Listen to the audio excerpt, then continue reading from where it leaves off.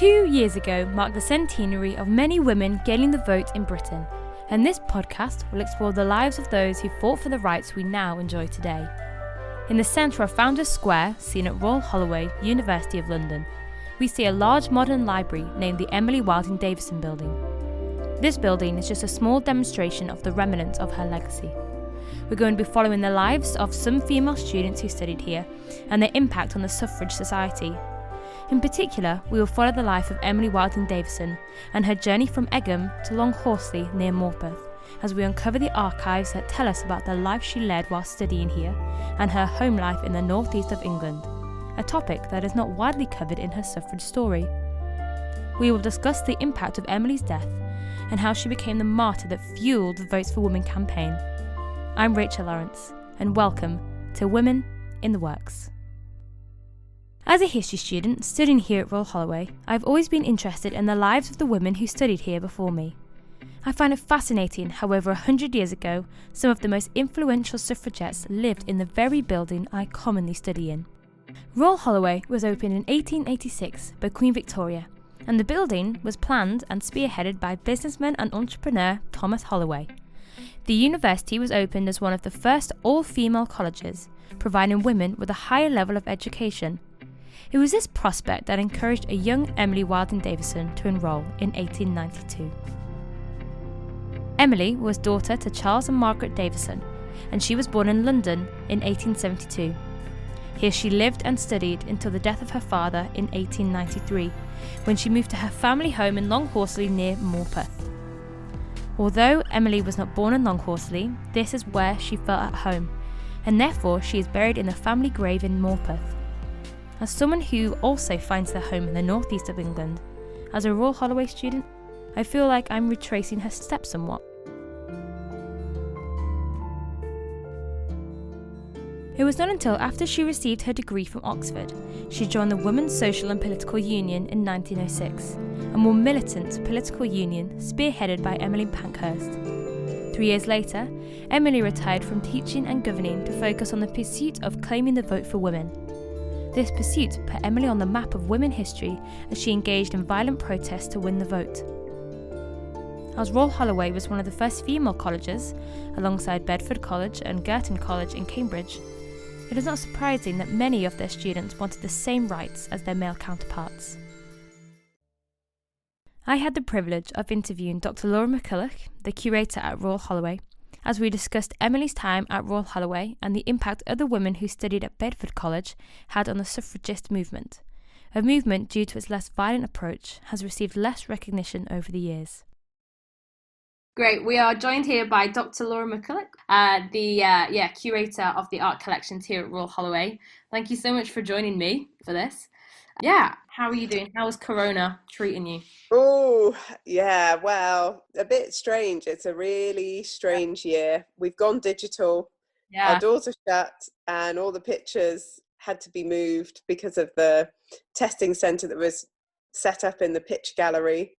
So 2020's thrown quite a lot at the art collections, but it's great that we have the digital archives and art and all the gallery online that anyone can access. I think that's a great way, I suppose, in which digital forms can encourage the public to engage in history. Well, I'm hoping people, I kind of see it as us opening our doors 24/7. So even in normal times, getting lots of nice digital content is really good, because it does mean that even if we're not open to the public, because we're normally quite restricted anyway because of the use of the picture gallery, people can still visit the art collections and engage with them. With the use of Royal Holloway's archives, Laura and I discussed the reasoning for Emily's attendance and her reason for leaving so soon. So she's kind of, I guess, a new class of middle class girls who for the first time have got the option to get a higher education. So Bedford opens in 1849 and then Holloway opens in 1886. And really, for a whole swathe of women, middle and upper class, that really is the first opportunity they can get to have a higher education at university level. And we have got the record of her entering Royal Holloway in the archives. So she came in on January the 14th, 1892. Wow. And she was age 19, and I think it's kind of important because, in fact, she had a career at Royal Holloway cut short because her father died, and it was fee paying. So unfortunately, if you couldn't pay the fees, then you weren't able to stay. And so that's why actually she was only here very briefly. But it's quite exciting to have her as one of our alumni. So she didn't get her degree at Royal Holloway. She wasn't able to fulfill it because of the death of her father. But she then did go on to get a degree from Oxford in English in, I think it was 1895. She was, I think, very determined. And I think, there's real links towards those people who are trailblazing in women's higher education and suffrage. I think she's one of those people that she really wanted to take advantage of women's higher education that was offered to her. And I think one of the things that women's higher education could do for them is that it gave them an option that they didn't have to necessarily get married, because the biggest argument for marriage is that you needed to be supported financially by someone, whether it's your family or a husband. But in getting a higher education, it meant that women actually could have a profession. Another kind of poignant bit about this particular record is that someone has added in red pen underneath in brackets, died June the 8th, 1913. On the 4th of July 1913, Emily Davison was struck by the King's Horse at the Epsom Derby. She died 4 days later, having never woken from her coma. To this day, her motives are unclear. But what we know is that her death became a key moment in the suffragette movement, as she became the only martyr to have died for the cause. Her legacy lives on today. She wasn't at Royal Holloway for that long, but obviously we now have this huge modern library that is on our campus that's actually named after Emily Wilding Davison. It was the students who wanted to name it after her, which I think is really interesting about what it says about, current students and the idea of activism. I think that really shows that they really find that very important, that it's an important part of their role in society, and to champion someone who was an activist. And her legacy definitely lives on. As you mentioned, the way she died, I think she was kind of the first suffragette who became a martyr. Emily Wilding Davison was a suffragette, but I wonder whether the suffragette movement would have had as much of an impact if it hadn't been for the work that the suffragist movement had done beforehand. Because obviously we see a strong presence of that at Bedford College. I wonder, I suppose, what do you think about the idea that maybe the suffragist movement hasn't maybe had the recognition it deserves? Yeah, I don't think it has. I think because they laid a huge amount of the foundations upon which the suffragists could build. And just because they weren't taking militant action, which actually only covers quite a short time before the First World War, it's quite a brief space of time, that I don't think they were kind of the springboard, really. And the huge ground was gained by the suffragists and their network. So it's very much, it was a network of groups. It wasn't just one group. But obviously that group was headed up by Millicent Fawcett. And she's also embedded in the history of both Royal Holloway and Bedford College. The suffragettes certainly had an impact on the day-to-day life at Royal Holloway, and this impact is seen in the Royal Holloway archives. In April 1913, the curator of the picture gallery wrote to the local and national newspapers saying, "In consequence of the suffragette disturbance, the picture gallery is closed to the public until further notice, by order of the trustee C.W. Carey." And that was a reaction by the trustees of Royal Holloway to the fact, well, there were two things really going on. One was that in 1913, suffragettes attacked artworks in Manchester Art Gallery, and then actually there were subsequent attacks in London at the National Gallery and the National Portrait Gallery. So that must have been going through their minds. But then in the same year, 1913, suffragette attack at Englefield Green. It was an arson attack on an empty house. So that must have made them feel that actually these militant attacks were pretty close to home, and that they could quite likely be a target. So the decision was taken to close the gallery. And for me as a curator, I find it really interesting because I feel like having to shut the gallery this year for coronavirus and move the pictures is very much kind of part of that same history of these kind of really big events that have had an impact. And so we're kind of part of that. But yeah, it's great to have that letter to just feel actually what the local impact was of the suffragettes. After her time spent at Royal Holloway, Emily had a profession in governing and teaching. She spent a long time in Longhorsley, a small village near Morpeth in the northeast of England, and this is where she felt the most at home. I had the privilege of talking to the author of the book Emily's Longhorsley, Margaret Scott, about Emily's time spent here and the impact she had on the village. When I met with Margaret virtually, we chatted about how she got involved in learning about Emily's time spent here and what inspired her to write Emily's Longhorsley. Well, Longhorsley Local History Society is very active. And in 2013, we had an exhibition commemorating Emily's death at the Derby. Mm-hmm. And looking at Longhorsley and what it was like around that time in 1913. So, of course, we used a lot of photographs and a lot of census returns. And we also found we had a lot of original documents or photocopies of some original documents based on Emily's life. Her mother moved to Longhorsley. The earliest reference we have is 1901. Okay. So she's in the 1901 census in Longhorsley.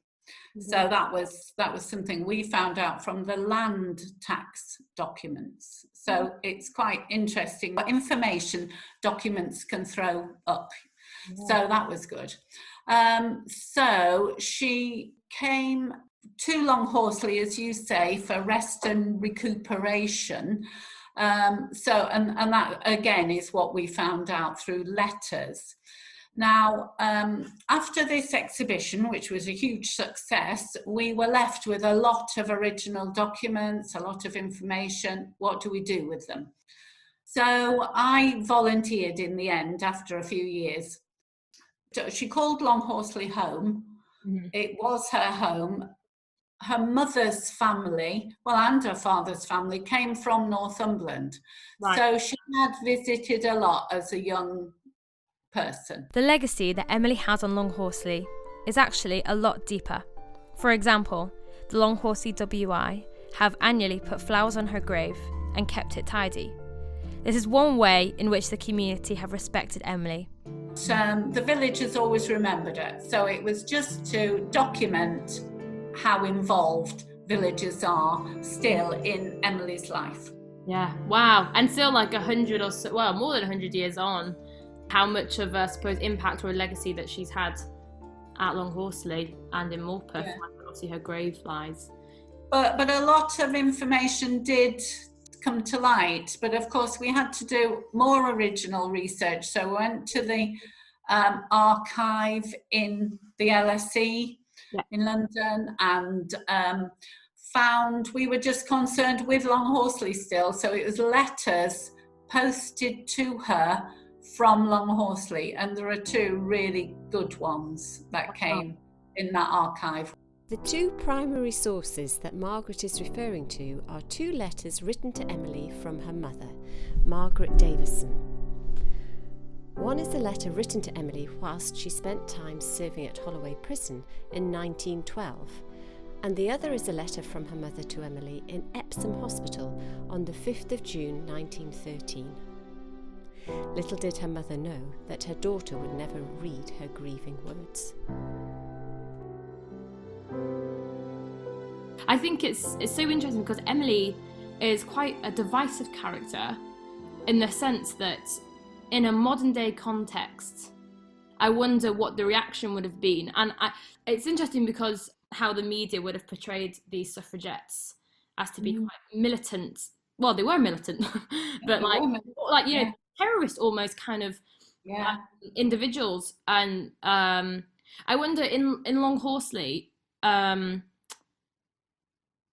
of what was the reaction of Emily's, I suppose, kind of violent or militant protests in order to get the vote? Was it one of like support, or was it one of kind of like, I don't know, was she quite isolated in her pursuit for women votes?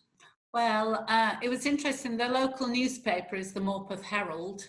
That's all online as well, and that's interesting to read, because at the beginning of say 1909 onwards, they were very supportive of Emily and very proud of her. And then as she became more militant, they wanted to distance themselves a little bit, and you could see the tone of the editorial changed.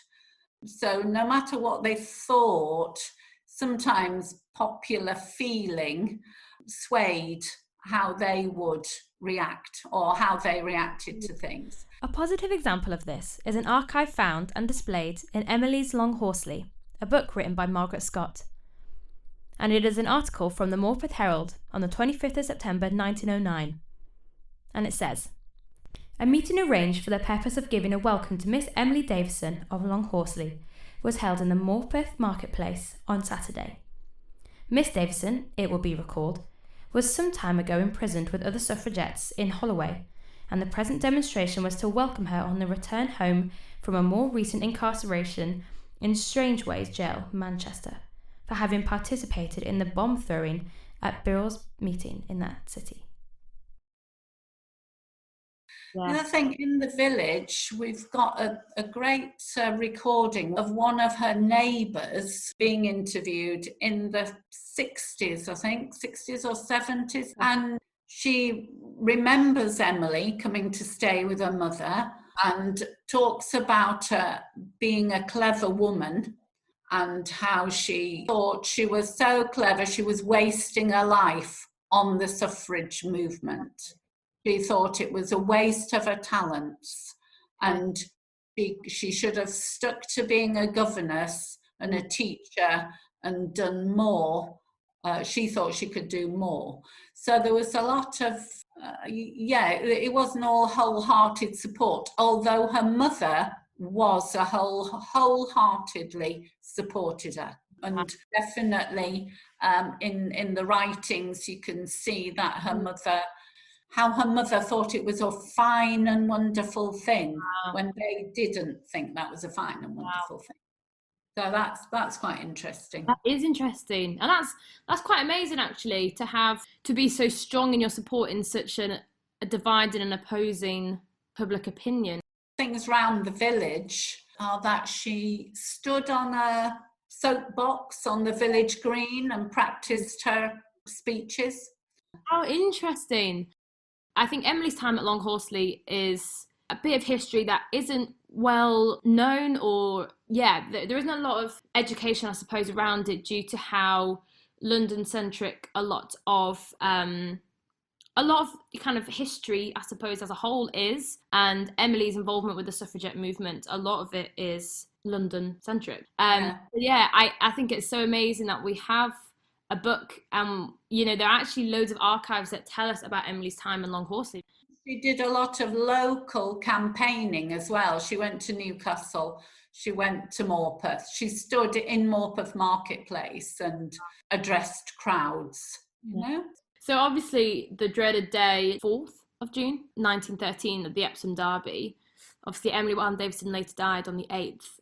I wonder whether you could tell me the reaction of Longhorsley, or how she was mourned in Longhorsley.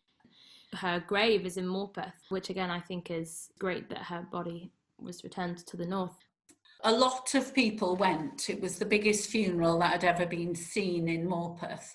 And the procession went from the railway station to St Mary's Church, which is one of the oldest churches that they I think, again, opinion divided, in the archive, there's hate mail to what a stupid woman you are, all that sort of thing.